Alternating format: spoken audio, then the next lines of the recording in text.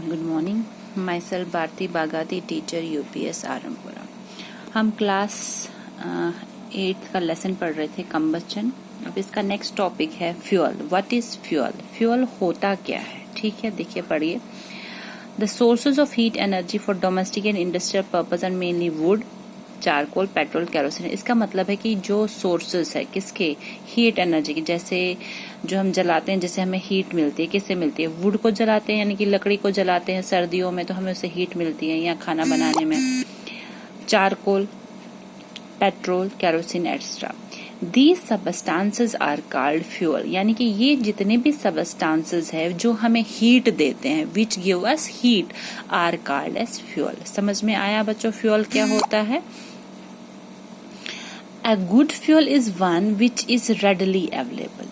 एक अच्छा फ्यूल वही है जो हमें easily available हो। It is cheap, ये इसके क्या है, कैरेक्टरिस्टिक्स है। It is cheap, वो सस्ता होना चाहिए। It burns easily in air at a moderate rate, कि वो हवा वो जल्दी जल सके at a moderate rate। It produces a large amount of heat। तो ये इसके क्या आ जाएंगे, features of a good fuel. ठीक है, what are the features of a good fuel? अगर आपको क्वेश्चन आया तो आप उनको इसको पॉइंट्स में डिस्क्राइब कर सकते हैं। First of all we should write what is fuel. Fuel क्या है? The substance which when burn give us heat are called as fuel. For example wood, charcoal, petrol, kerosene extra. ठीक है, उसके बाद लिखेंगे हम इसके कैरेक्टरिस्टिक्स क्या होने चाहिए एक गुड फ्यूल के। First one, it should be readily available.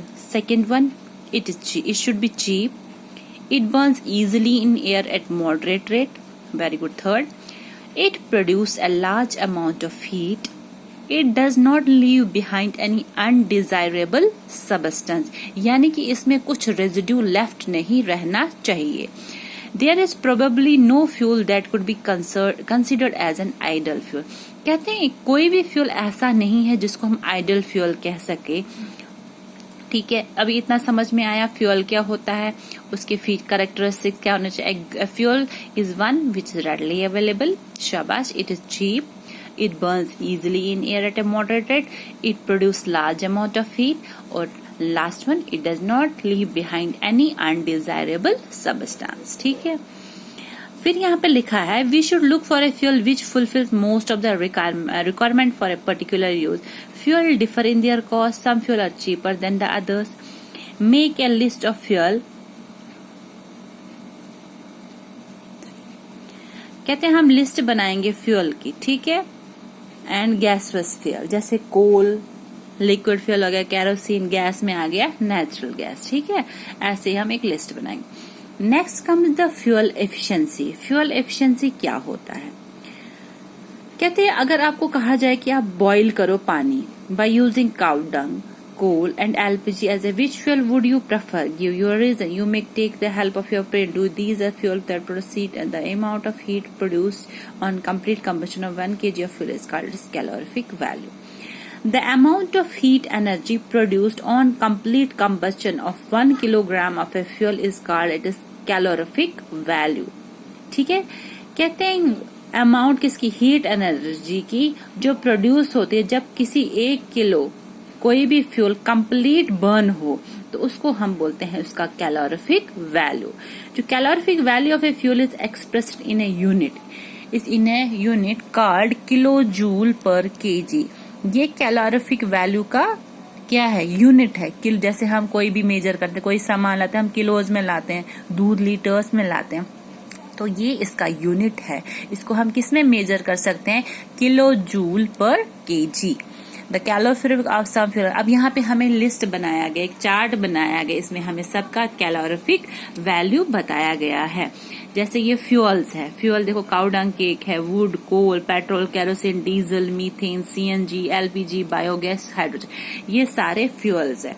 अब इसका कैलोरीफिक वैल्यू किसमें नोट किया, kilo joule per kg. Cow dung cake का कितना, 6000 to 8000।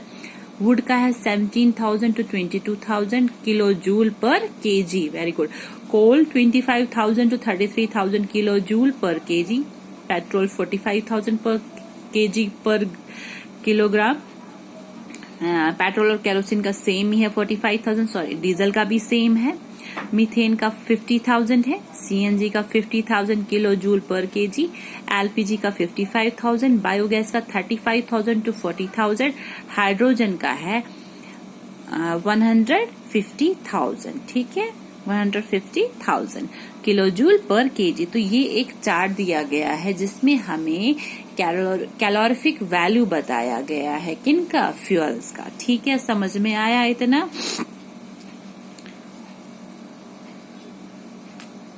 अब कल हम नेक्स्ट टॉपिक पढ़ेंगे, that is burning of fuel, कि अगर हम ये जो फ्यूल बर्न करते हैं इससे हमें क्या नुकसान होता है। ठीक है, अभी हमने पढ़ा फ्यूल। फ्यूल क्या होता है? The substance which when burn gives heat are called fuel. For example cow dung cake है, वुड है, कोल है, चारकोल है, कैरोसिन है, पेट्रोल है, डीजल है, ये सारे क्या है? फ्यूल है। उसके कैरेक्टरिस्टिक्स पढ़े।